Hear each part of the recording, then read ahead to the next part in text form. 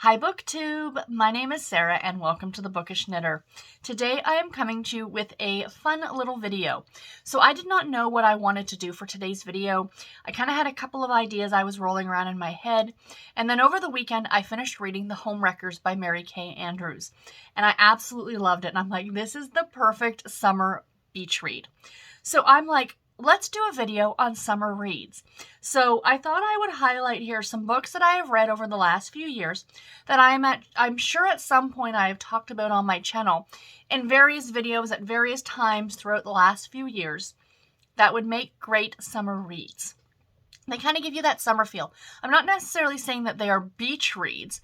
I don't really know how to define a beach read, like what makes a beach read. I know Mary Kay Andrews has been dubbed the queen of the beach read. And I think, like I talked about in that video, in my wrap up for that book, that with the Mary Kay Andrews books, they're nice and thick. They're like almost 500 pages, and they have mystery and romance and like women's fiction and kind of like all the things rolled into one in a nice, thick, chunky book that you can take with you on vacation. These are not necessarily books that you would take on vacations, but these are on vacation. But all these books that I have here are definite ones that I feel you could read in the summertime and get those summertime vibes. Does that make sense? So let's jump in and get started.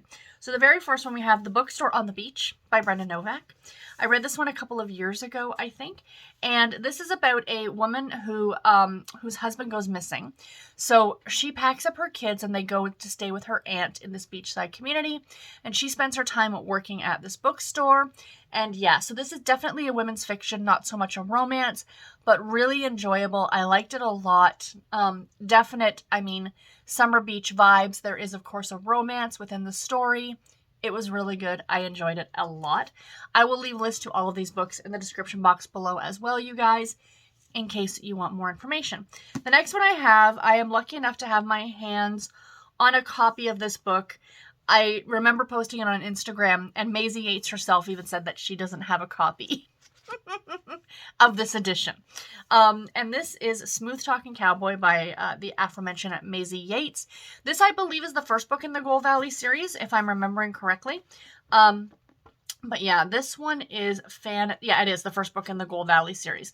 So this is the story of Olivia and Luke.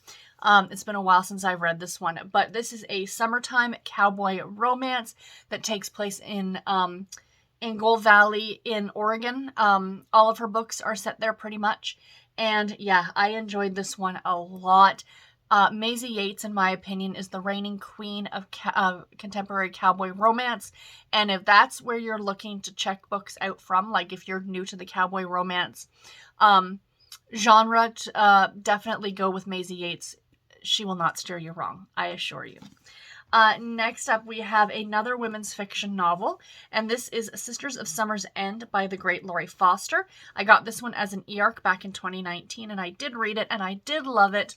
So this is about a single mom who abandons her old life to take a job at a lakeside resort. She found something that her family's wealth and influence could never buy. Peace of mind. Not easy to come by for the once burned divorcee who keeps everyone at a distance, but when her new friend Maris dares her to take a chance with the drive-in's charismatic new owner, everything changes for Joy and her young son. So this is a romance, but there's also like this great little community here. Sorry for the brightness of the cover all of a sudden. But this was a really, really great book. I believe it's the beginning of a series, and I liked it a lot. So I highly recommend that you go ahead and check it out. It was a really fun read. Next up, I could not do this list without mentioning this book. It is hands down my favorite book by Christina Lauren, and that is, of course, The On Honeymooners. Wow, that is really, really bright. Let me see what I can do here. There we go. That's a bit better. The magic of editing, sort of. So yeah, The On Honeymooners. This is, like I said, my very favorite book by Christina Lauren. I have not read their newest one, Something Wilder. I'm looking forward to getting to it. But this one is about, it's a hate to love. And our main character, is it Olivia or just Olive? It's just Olive. Olive is the twin sister. Olive's twin sister is getting married to Ethan's, is it his brother? Ethan's brother. And something happens with the food at the wedding. Everybody, including like the guests at the wedding, all get sick after eating some bad seafood, except for Olive and Ethan. And the sister, the twin sister who's getting married, had won this like amazing honeymoon to Hawaii. She's like, I don't want to give this up. You guys need to go in our place. So Olive and Ethan go to Hawaii and spend the week or 2 weeks there pretending to be their siblings. And of course, romance ensues. This is a great, great book. It is a closed door romance, meaning while there is adult content, everything happens generally behind closed doors. I loved this one. It had me laughing. I fell in love with these characters. The story is fantastic. I highly, highly recommend it. A great, great summertime read. The next one that we have here is the first in a series, but I definitely think that if you haven't read this series, you need to read this series for one. But for two, this is a great place to start because it does take place in the summertime, and that is The Tourist Attraction by Sarah Morgan Thaler. This is the first book in the, oh my gosh, what's the series called?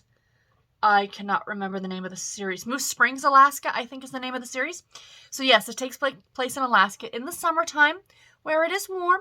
And it's about this man. So let me just kind of read the back here. It says, when Graham Barnett named his diner the Tourist Trap, he meant it as a joke. Now he's stuck slinging reindeer dogs to an endless parade of resort visitors who couldn't interest him less. Not even the sweet, enthusiastic tourist in the corner who blushes every time he looks her way. 2 weeks in Alaska isn't just the top item on Zoe Caldwell's bucket list. It's the whole bucket. But one look at the mountain town of Moose Springs and she's smitten. But when an act of kindness brings Zoe into Graham's world, she may find there's more to the grumpy local than meets the eye, and more to love in Moose Springs than just the Alaskan wilderness. So it's a Grumpy Sunshine book. I loved this. I absolutely love this, and the other two books that follow it are fabulous as well. I believe the second book's a Christmas book, and then the third one, they're wonderful. Please, please do yourself a favor. These are also closed-door romances. Again, adult content is implied. Everything is behind closed doors. Love these, love these, love these. Definitely check them out. I'm recommending another entire series here, you guys, but this is book 5. I don't have a copy, a physical edition of book 1. The first book is called Truth and Beard. And this one that I have is Dr. Strangebeard, which, like I said, is book 5. This is the Winston Brothers series by the great Penny Reed. I love this series.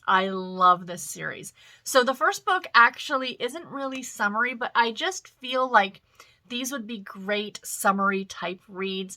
They take place, bear with me. Let me see if I can get to not be as bright. No, it is what it is. Sorry, guys. These just feel like they're just like, it's a series you could binge throughout the summer, or any time of year, really. The first book actually does kind of take place, I believe it starts at Halloween, so might be more of an autumn book, but I recommend this series just because it's so light and so fluffy and so much fun. This is not a closed door romance. This is door is open, lights are on. You're getting the whole shebang with these books. These are very, very sexy books, and that is fantastic. Penny Reed writes those scenes beautifully. I love them. And if you get the chance to listen to these on audio, if you are an audiobook listener, Chris Brinkley narrates all of the books. He does all of the male narration, and you get a smattering between, there's a couple different female narrators who change depending on the book. But it's always a really great pairing. So I highly recommend the audiobooks if you get the chance to listen to them on audio. This is a fabulous series and I highly recommend it. And Cletus is still my favorite. And the last book that I want to share with you is The Road to Rose Bend by the great Naima Simone.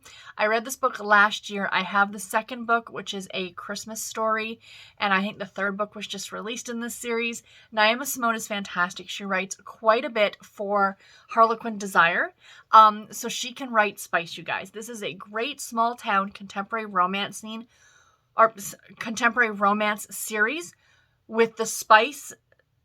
Yeah, it's on the high side of the spice. Like I said about Penny Reed, she can write a love scene, so can Naima Simone.